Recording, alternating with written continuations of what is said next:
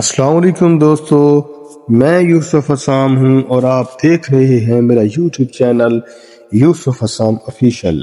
اس channel پر مختلف موضوعات پر مبنی ویڈیوز دیکھنے کے لیے آپ میرے چینل کو سبسکرائب کریں اور ویڈیوز کو لائک کریں اور بیل آئیکن کے بٹن کو دبائیں تاکہ ہر نئی آنے والی ویڈیو آپ تک پہنچ سکے۔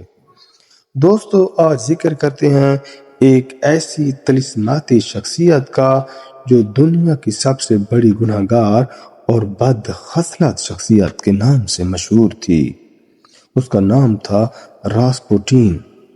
راسپوٹین روس میں پیدا ہوا، ولی سمجھا جاتا تھا، مگر در حقیقت وہ ایک شیطان تھا جس کے ہاتھوں زار روس کی عظیم الشان سلطنت برباد ہوئی۔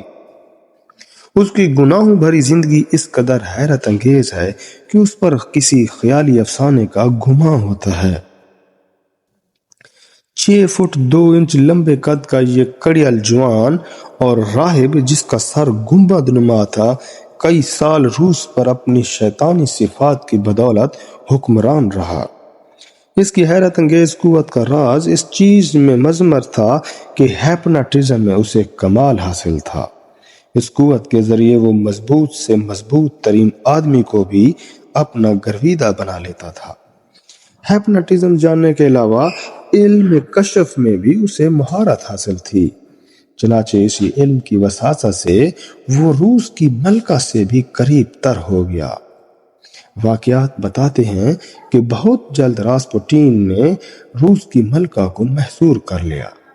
اس کے علاوہ اس نے شاہی محل کی تمام پیش خادموں، زارینہ کی تمام خوبصورت سہیلیوں اور خاندان شاہی کی قریب تمام بیگموں کو اپنا مرید بنا لیا۔ یہ تمام عورتیں بارضا و رغبت اس کی خواہشوں کے سامنے جھک جاتی۔ یہ بات بہت ہی شرمناک ہے، مگر حقیقت سے کسی کو انکار نہیں ہو سکتا کہ خود زارینہ کو بھی آہستہ آہستہ اس کا یقین ہو گیا تھا کہ جب تک راسپوٹین کے ساتھ جسمانی گناہ کا ارتکاب نہ کیا جائے، خدا کے ہاں نجات ممکن ہی نہیں۔ عورتیں چھپ چھپ کر اور بھیس بدل کر اس شیطانی راہب کے پاس جاتی، نہیں معلوم کہ اس میں ایسی کون سی طاقت تھی کہ عورتیں سامنے آتے ہی بالکل مسحور اور بے بس ہو کر رہ جاتی تھیں۔ پہلی جنگ عظیم شروع ہو چکی تھی۔ زار اور زرینہ کو یقین تھا کہ راسپوٹین خدا کی طرف سے اس لیے آیا ہے کہ روس کو فتح و ظفر اور عزت و شان سے ہم آغوش کر دے، لیکن راسپوٹین اصل میں جرمن جاسوس تھا اور اس کی کوشش تھی کہ روس اپنے اتحادیوں سے جدا ہو کر جرمنی سے صلح کر لے۔ یہ بات قابل ذکر ہے اور حد درجہ غلیظ ہونے کے باوجود راسپوٹین سے نہ زرینہ کو گھن آتی تھی نہ کسی دیگر خاتون کو۔ وہ بالکل غسل نہیں کرتا تھا، اس نے کبھی منہ ہاتھ بھی نہیں دھویا تھا۔ اس کے بدن سے سخت بدبو آتی تھی، اس کے لمبے لمبے ناخنوں میں ہر وقت میل بھرا رہتا تھا اور داڑھی اس کی بے حد مکروہ تھی، جس کے بال میل اور چکناہٹ کے باعث آپس میں جمے رہتے تھے۔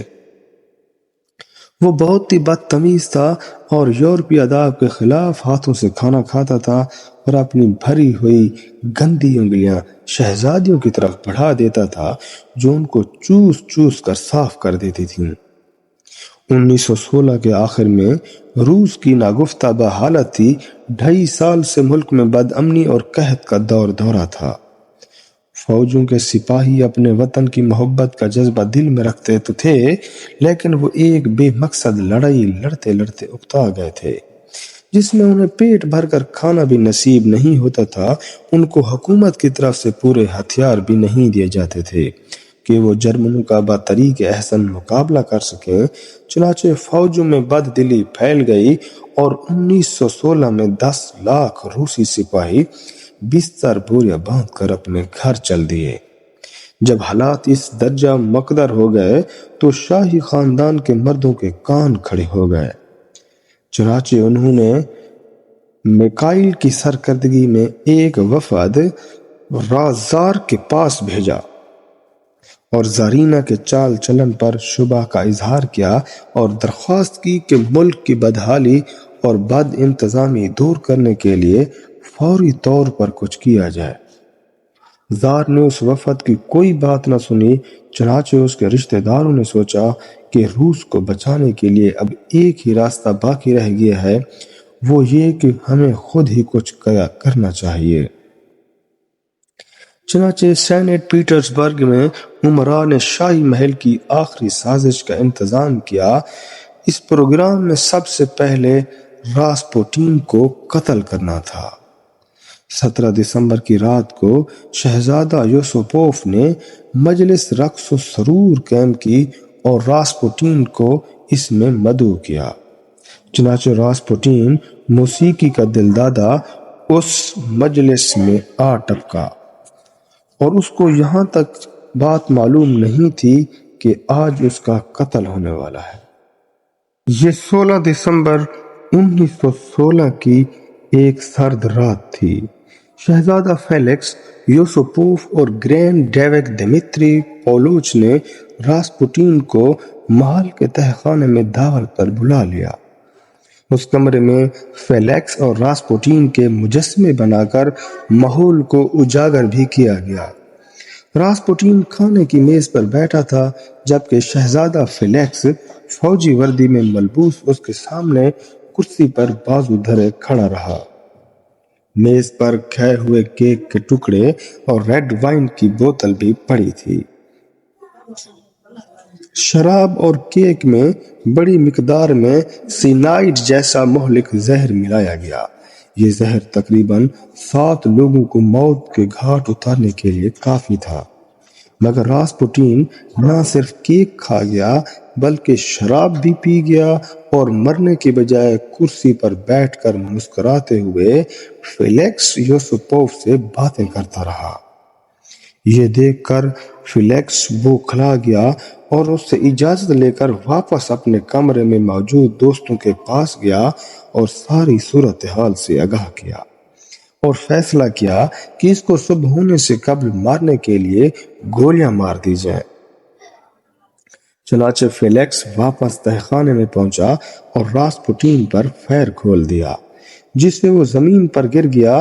کچھ دیر کے بعد جب فیلکس اس کو چیک کرنے کے لیے آیا کہ یہ مر چکا ہے، تو جو ہی شہزادہ اس کے قریب پہنچا تو راسپوٹین آنکھیں کھول کر فیلکس کو گریبان سے پکڑ کر گالیاں دینا شروع کر دیتا ہے اور اس نے اسے جھنجھوڑ کر رکھ دیا۔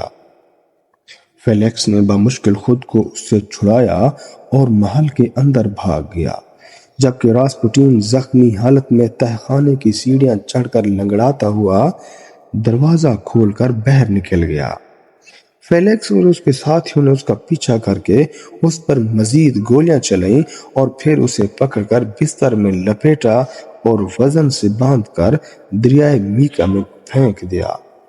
4 دن بعد راسپوٹین کی لاش دریائے نیوا سے مل گئی اور پوسٹ مارٹم کی رپورٹ سے جو وجہ موت سامنے آئی وہ زہر خانی سے نہ تھی، نہ گولیاں کھانے سے، بلکہ پانی میں ڈوبنے سے تھی۔